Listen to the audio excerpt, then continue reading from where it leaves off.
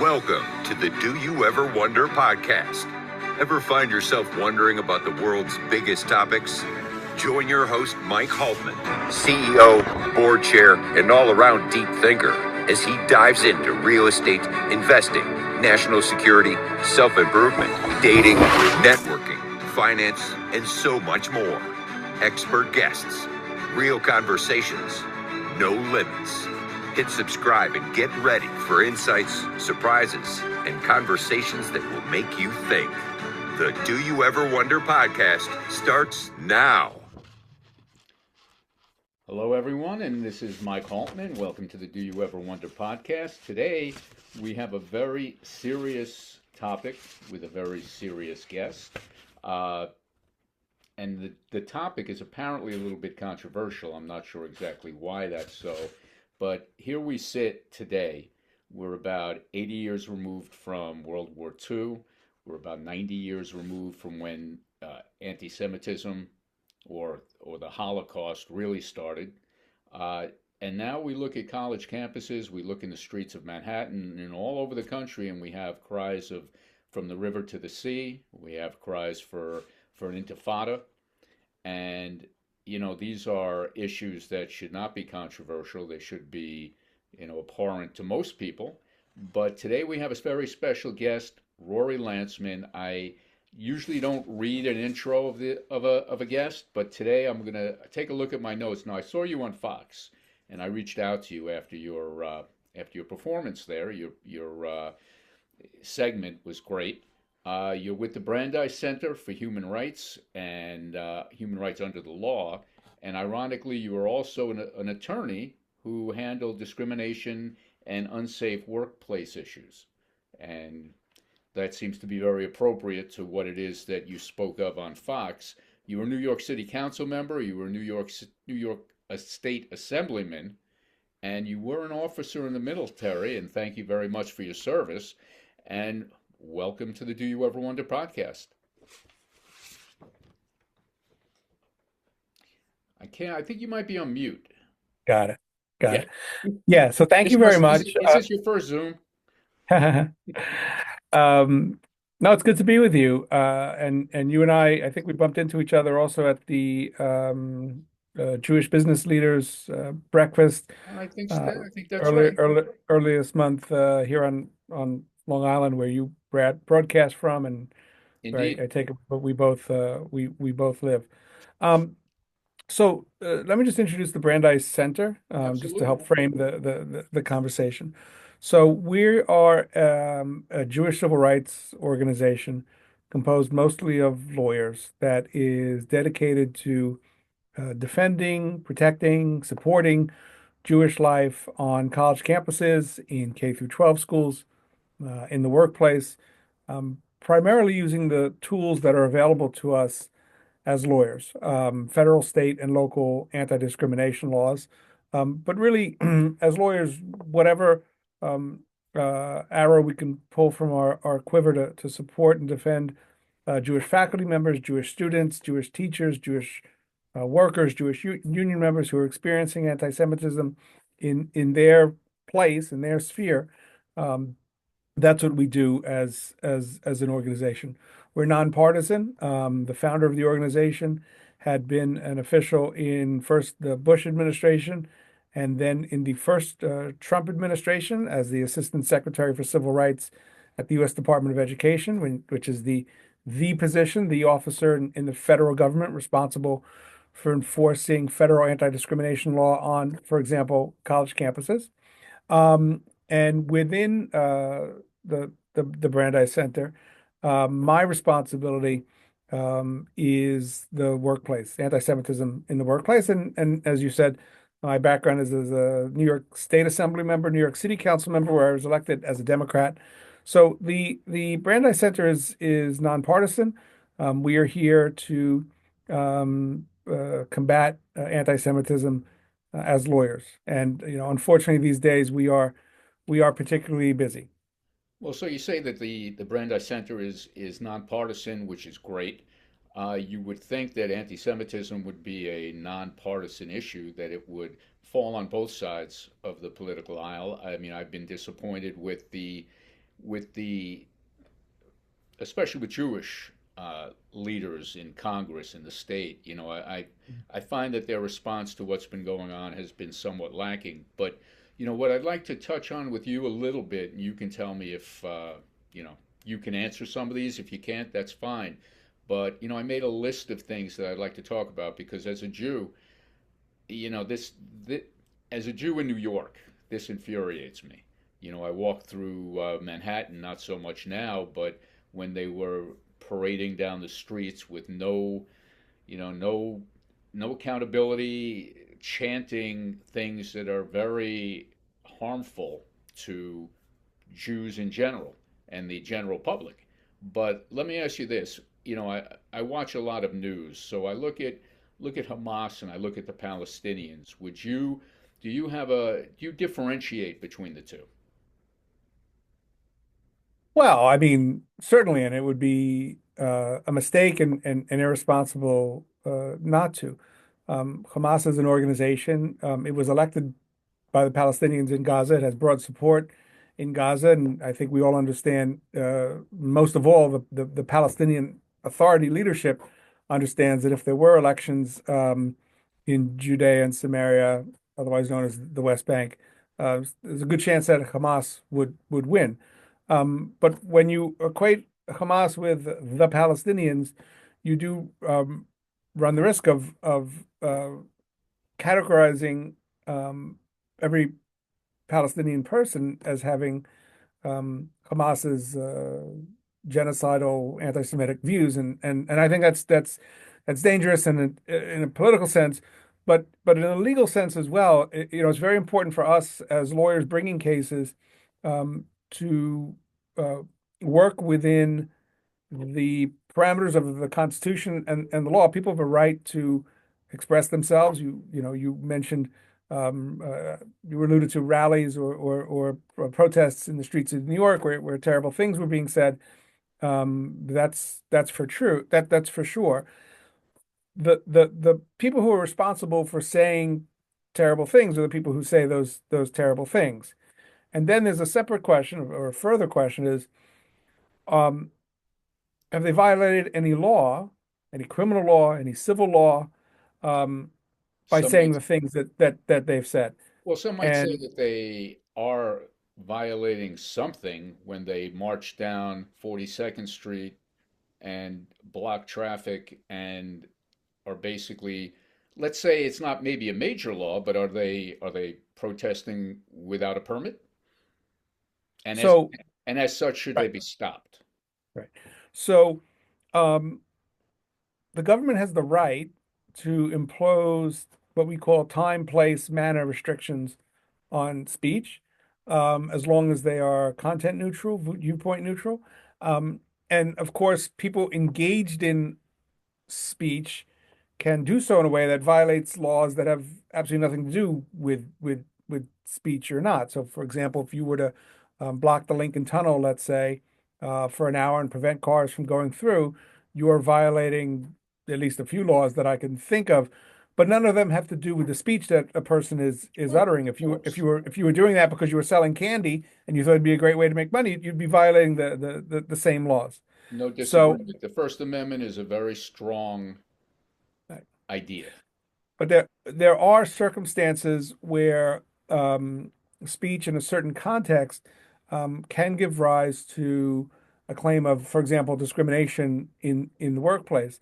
Um, there are federal, state, and local laws that prohibit creating a hostile environment for various categories of people, depending on, including based on someone's race or religion or national origin or sex, or depending where you are, that might be very, very expansive. In New York, those protections are very, very expansive.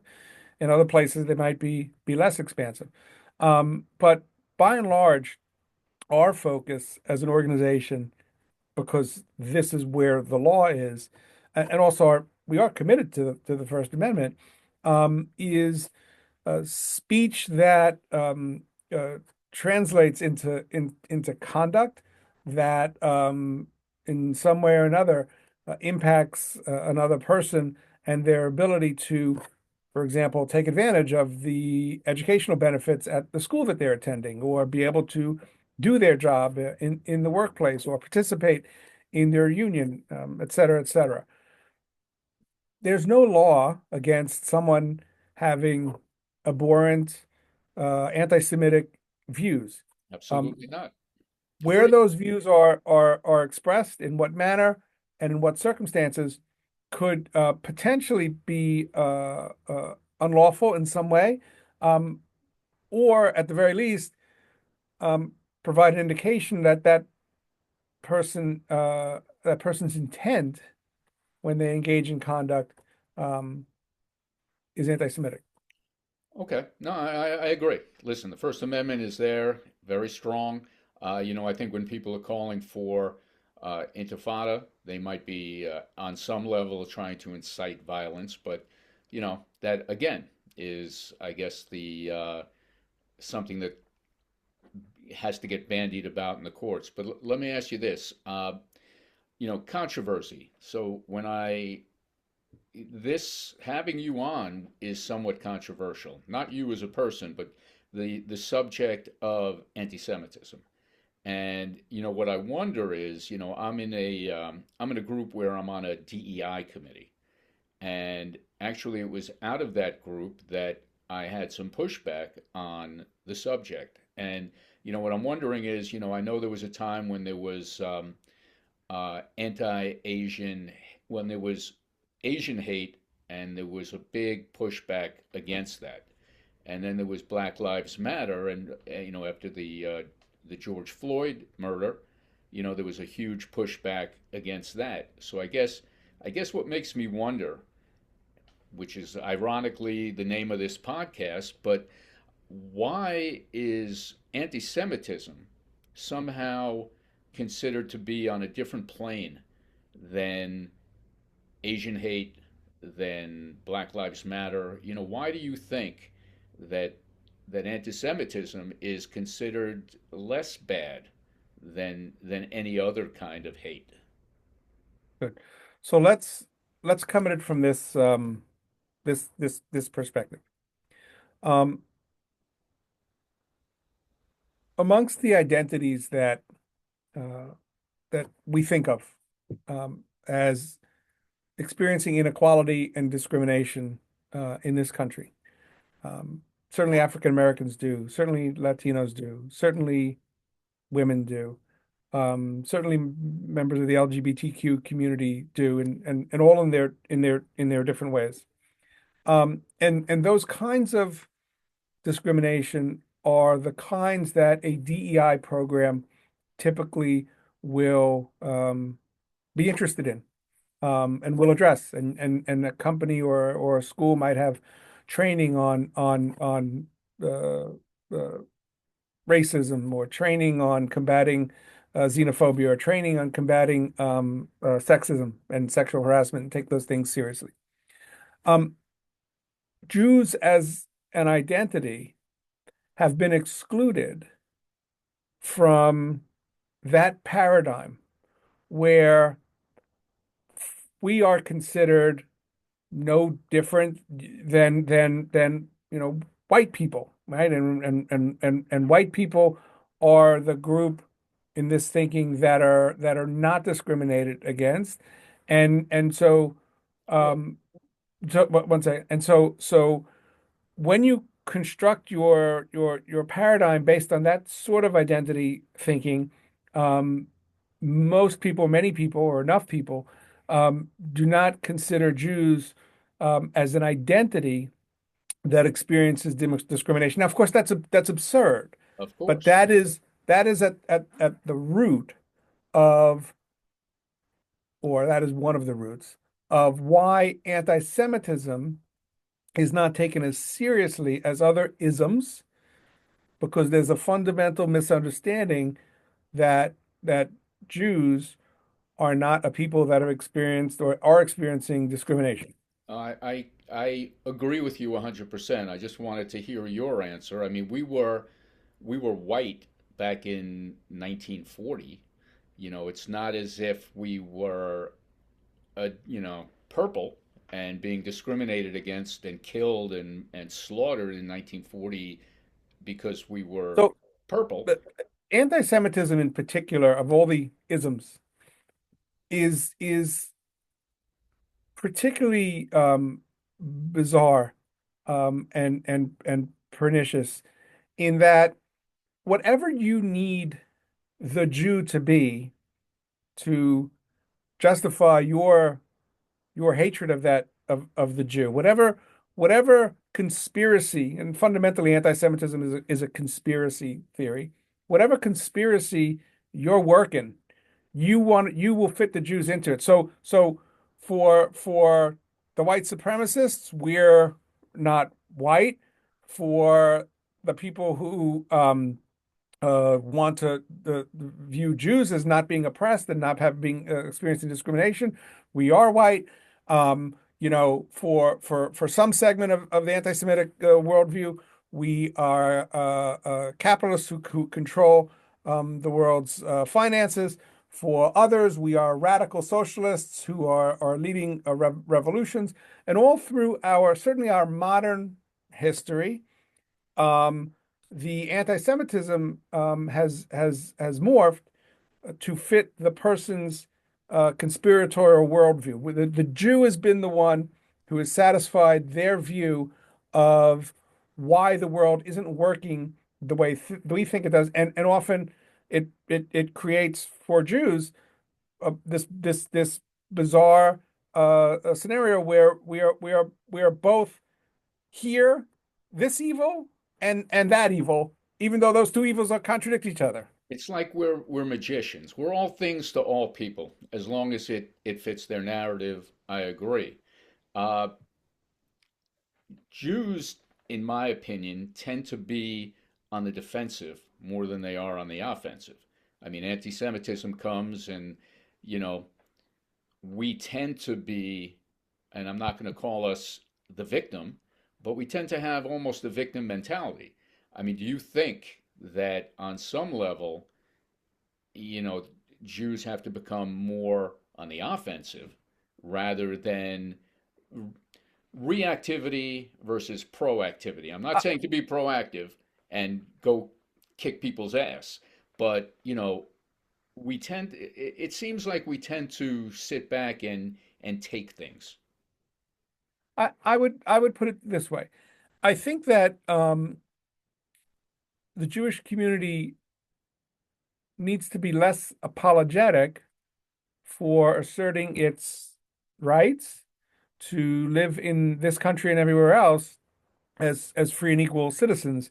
And when we are defending the Jewish community from anti-Semitism in whatever form, we need to be unapologetic about that and defend ourselves and assert our rights as vigorously as possible.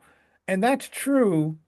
That's true, even when we are asserting them um, against or in objection to uh, um, those who are and have been our allies and who have been part of whatever our um, uh, political social universe has been. Um, Listen, as a good Democrat, I have marched and stood up for everyone, and I will continue to do so because um, I believe in everyone's rights to live free and equally in this country and everywhere else. Um, but if I need to explain or to assert something on behalf of the Jewish people, and that makes a friend or an ally uncomfortable, I'm sorry, but if I am not for me, who will be? 100%. So now, you said you're a good Democrat. I consider myself to be a good Republican, and I also feel that I do stand for people, and I do stand for people's rights. I don't think that's a Democrat Republican issue. I think that's more of a good people versus bad people, empathetic people versus non-empathetic people. And to that end, so during the during the crisis, I talk about being more offensive as opposed to being defensive. Some of the disappointments that I have with our with politics as they stand is that many of the Jewish leaders, and I always use leaders in air quotes because I don't know that leaders truly lead in many instances, but their lack of any kind of input on the situation was somewhat disappointing. And I know he just wrote a book, but I'll start with Chuck Schumer. What do you think? Well, I've personally known Chuck Schumer a very long time, and I know, the Brandeis Center is not political and not No, I know. partisan. Okay. And I'm not looking for you to become political. Yeah, yeah. You know, what we hope and want is for Congress, state legislatures, city councils, etc., to provide their Jewish constituents, us, with the same rights and the same tools for enforcing those rights as everyone else. Um, and the back and forth of politics and elections and this and I've done that. I've been involved with that for much of my life. Um, It's a tough field. it is a tough field. It's it's it's important that we as Jews assert our right to equality and safety and security. And we should be pushing our leaders wherever they are, whether they're in the nonprofit world or they're in elective office or they have a podcast, to do their utmost to defend Jewish life and support Jewish life in this country. Right. Um, I mean, I think, and again, I'm not asking you to be political, but I think, we look to, I'm a Jew. I don't have a bully pulpit, and most Jews don't have a bully pulpit. So, I think we look to those who do have a bully pulpit to utilize that bully pulpit, whether they be Republican or Democrat. You talk about we need to support our rights. It's not we're not looking for revolution. We're looking for simple life. It just yeah. no, go Yeah. ahead. I mean, yeah, it's so one thing that's been heartening in this last awful, awful, awful year and a half. Um, I think the worst year and a half for the Jewish community in my lifetime. I'm 56. Um, One thing that has been heartening is how almost every sphere where of Jewish life, every sphere in American life where there are Jews, um, people have stood up to Jews have stood up to support the Jewish community, to support Israel, and to defend our life here.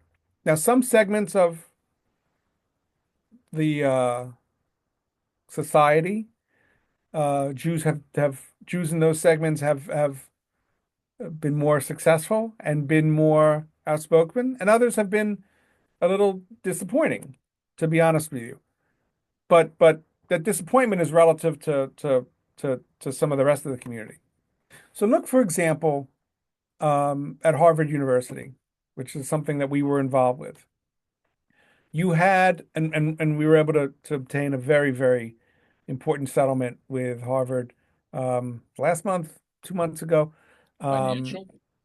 Not well, that I can't discuss, but No, no, that's uh, most importantly, systemic change in how Harvard views anti-Semitism, how it will process complaints of anti-Semitism, et cetera, et cetera, et cetera. Very significant.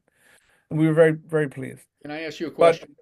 Not to interrupt, but I guess I'm yeah, interrupting.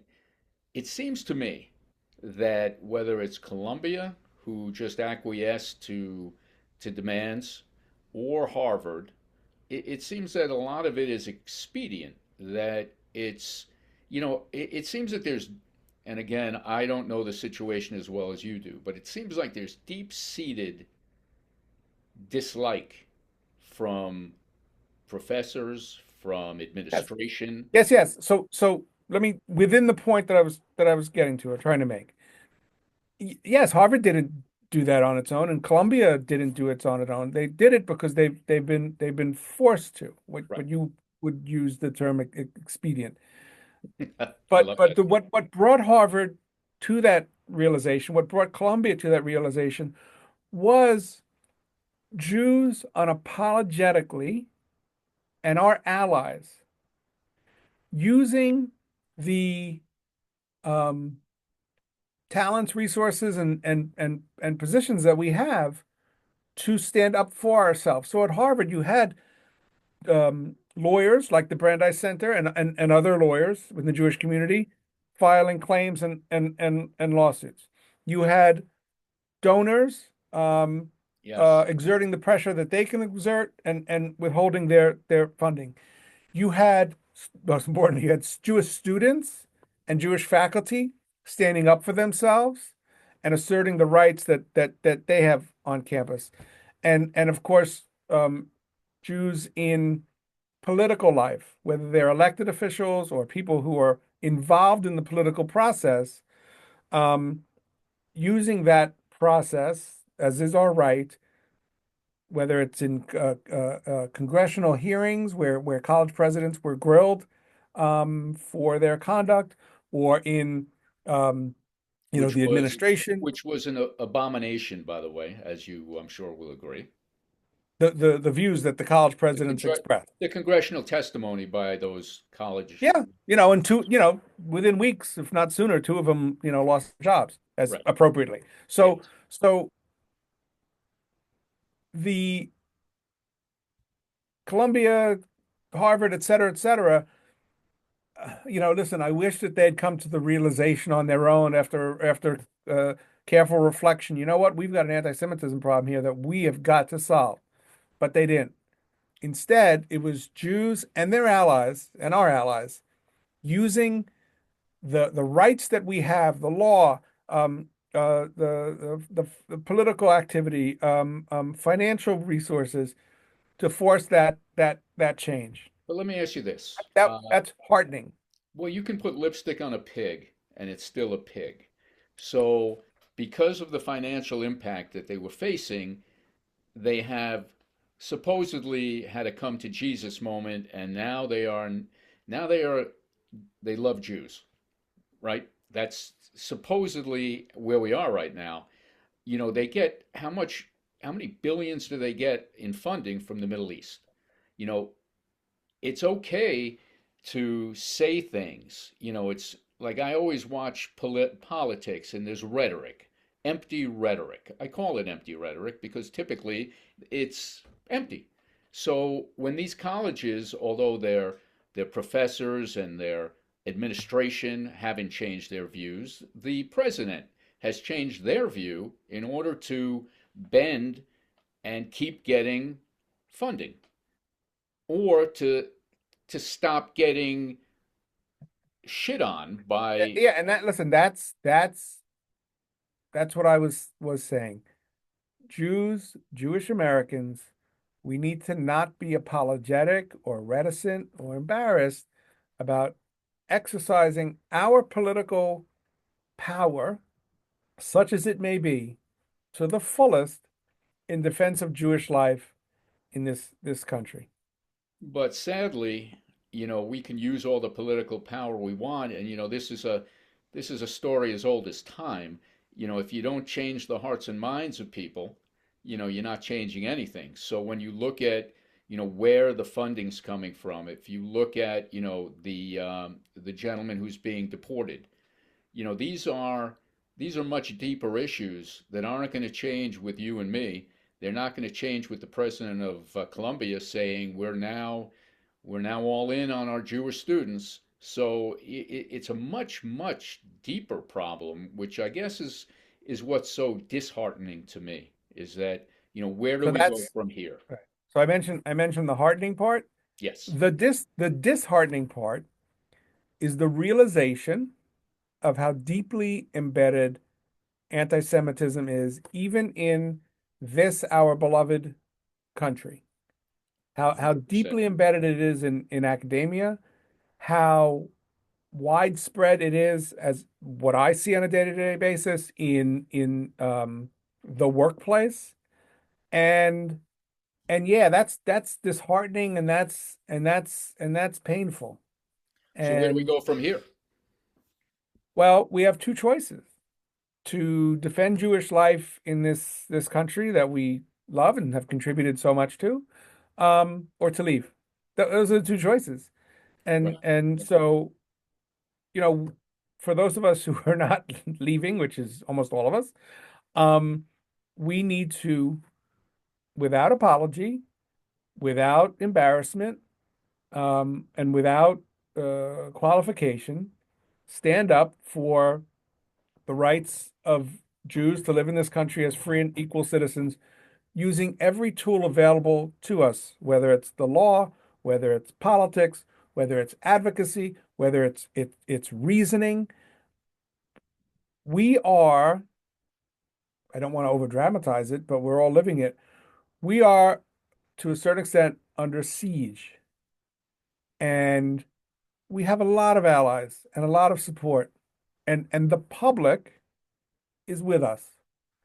But we need to um, act and to fight for our rights. 100%. So now I live in a relatively Jewish area. And, I always say that, a lot of Jews don't really take up the call. Their concerns are much more, I don't know, materialistic or, you know, not they don't seem as focused on the issue, which is why, when I bring up a topic like this, it's considered controversial because, you want to go along to get along. You don't want to make waves. You want to, which is exactly what happened in the 30s. You don't want to be sheeple. You don't want to let, my father always used to say, you can make decisions by omission and by commission. And, you don't want to be, the sheep led to the slaughter. You do have to stand up. You do have to take a stand in some way. Whatever. Listen, this is my little contribution to the issue, which is little.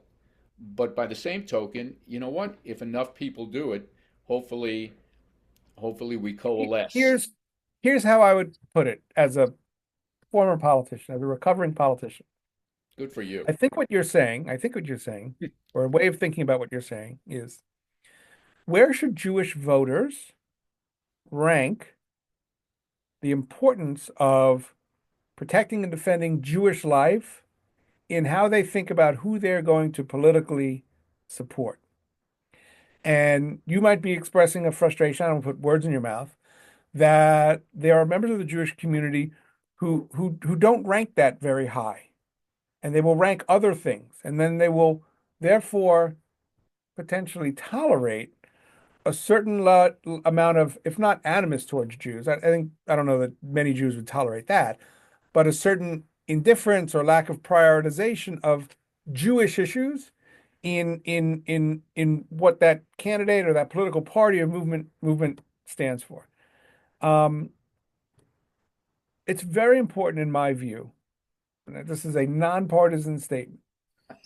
However, you as a Jewish American Yes. think about supporting and defending Jewish life in that country, I would encourage you to put that near the top of your list in deciding how to engage civically, which candidates to support, who to vote for, etc. And reasonable people can arrive at different answers to that question in a given race, scenario, etc., etc. But we do want them to be asking that question because that is front and center. Because as we've been talking about for the last half an hour, Jewish life in this country is, we've come to realize, fragile. and No at risk. question. And you talk about deciding who you're going to vote for. Unfortunately, people don't really think about who they're going to vote for. We've become a very, uh, you know, I'm a Democrat, so I'm voting Democrat. I'm a Republican, I'm voting Republican. No one really looks at necessarily the issues. And those who do look at the issues tend to vote more. Well, those with an agenda tend to vote more than those who are looking at the issues. I don't know if that I'm makes not sense. I'm not so sure of that. I don't want to say I disagree because I haven't seen like a broad-based study but anecdote. Look, I live in a very Jewish community too. I live in Great Neck, and it's a community that even amongst its Jewish residents is quite purple. Republican Yeah, areas, Democratic areas, there's, back and forth. I don't think that the people who, and I'm involved in my community. I was elected to the library board. I'm still very involved. Um, I think that most people in my area and amongst Jewish communities that I know, they do prioritize the safety and security of the Jewish people in the United States in their political thinking. But what the conclusion that they arrive at might be very different from the Jewish person living across the street. What I'm saying definitely. is people are going to the polls and they are thinking, okay, what's good for Jewish Americans? And they might arrive at a different, it's Of it's this course. guy, not that guy. But Right. I think people are thinking about it, Well, but everyone should. I hope so. I hope they are. And I'm going to leave us with a nice story, kind of nice. So my daughter, my one of my kids got married the week after October 7th.